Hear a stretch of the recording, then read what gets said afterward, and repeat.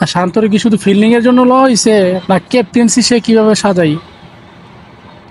আর একটা ফিল্ডিং তো যে কোনো লোক করতে পারে, তাহলে তার কাজটা কি আর? বাংলাদেশ ক্রিকেট টিম এখন মায়ের দোয়া ক্রিকেট টিম হয়ে গেল। এখন কাদের জন্য আমরা দোয়া করলে ক্রিকেট খেলাটা ভালো হবে? মায়ের দোয়ার ক্রিকেট টিম যেহেতু, মায়েরা দোয়া করলে তো অবশ্যই খেলোয়াড়রা ভালো খেলবে। এখানে লিটন দাসের জন্য দোয়া করতে হবে, শান্তর জন্য দোয়া করতে হবে, কারণ শান্ত কেন অশান্ত হচ্ছে না। সাকিব, ওর জন্য দোয়া করতে হইব।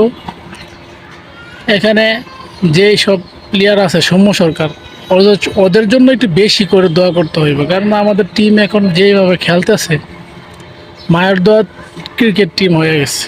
তো সেই জন্য দোয়াটা একটু বেশি করতে হইব, তা না হলে কিন্তু আমাদের খেলোয়াড়রা ভালো খেলতে পারে না। এখন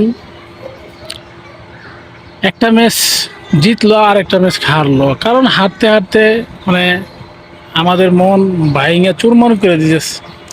এখন যদি আমরা দোয়া করে তাদের ফর্মটা আবার ফিরে আসে, তাহলে আমরা সামনে যে একটা ম্যাচ আছে ওই ম্যাচটা যদি জিততে পারে, তাহলে কিন্তু আমাদের মনের কষ্টটা একটু দূর হইব।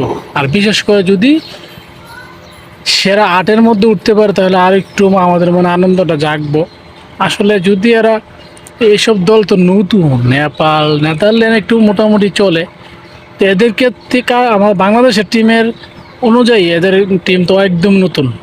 যদি এদের সাথেও বাংলাদেশ পরাজিত হয়, তাহলে আমরা কি করে ক্রিকেটকে ভালোবাসবো, কি করে আমরা আমাদের প্লেয়ারকে ভালো বলবো?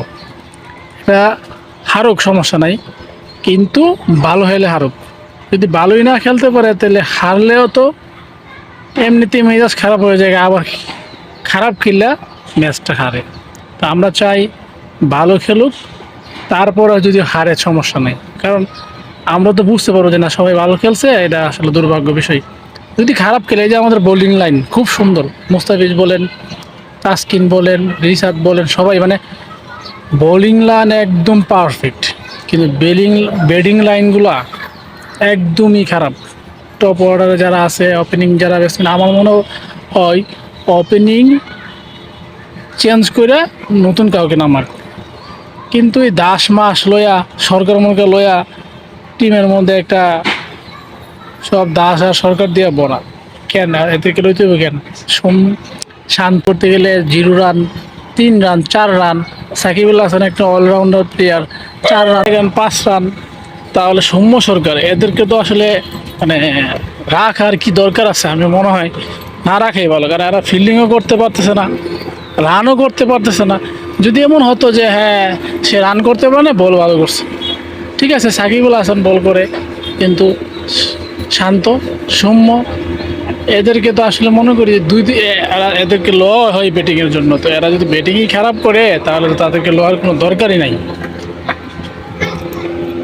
তা আমরা চাই টিম ভালো করুক, আমাদের মনে আনন্দ থাকবে।